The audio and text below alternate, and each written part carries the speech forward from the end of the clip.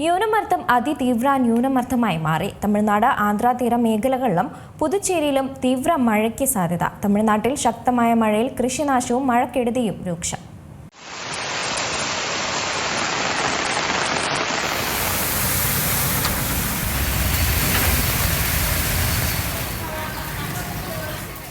ആശങ്കയുടെ മണിക്കൂറുകൾ. ന്യൂനമർദ്ദം അതിതീവ്ര ന്യൂനമർദ്ദമായി മാറിക്കഴിഞ്ഞു.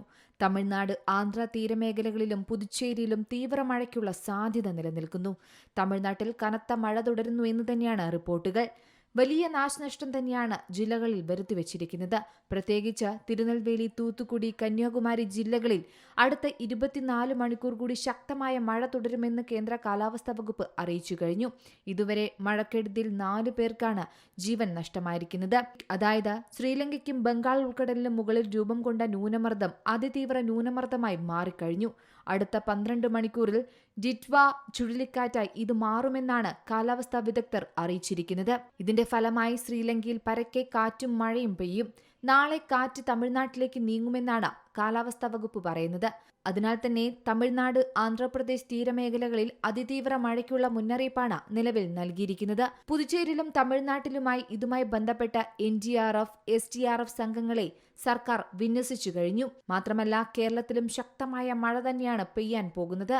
കേരളത്തിൽ തൽക്കാലം കാര്യമായ മഴ പ്രതീക്ഷിക്കുന്നില്ലെങ്കിലും തമിഴ്നാട്ടിൽ നിന്ന് ഒഴുകിയെത്തുന്ന നദികൾ, തോടുകൾ എന്നിവിടങ്ങളിൽ ജാഗ്രത പുലർത്തേണ്ടതുണ്ടെന്നും നിരീക്ഷകർ പറയുന്നു.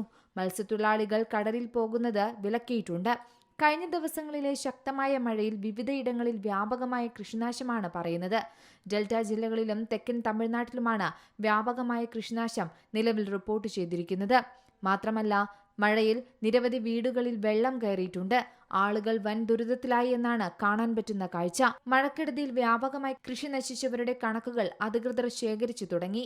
എന്നായാലും തമിഴ്നാട്ടിൽ ശക്തമായ മഴ തുടരുമെന്നാണ് അറിയാൻ സാധിക്കുന്നത്. വിവിധ ജില്ലകളിൽ അലർട്ടുകൾ പ്രഖ്യാപിച്ചു. National desk, Zee Malayalam news. ഏറ്റവും പുതിയ വാർത്തകളും വിശേഷങ്ങളും വിരൽ തുമ്പിലറിയാൻ സീ മലയാളം ന്യൂസ് എല്ലാ ഡിജിറ്റൽ പ്ലാറ്റ്ഫോമുകളിലും ലഭ്യം.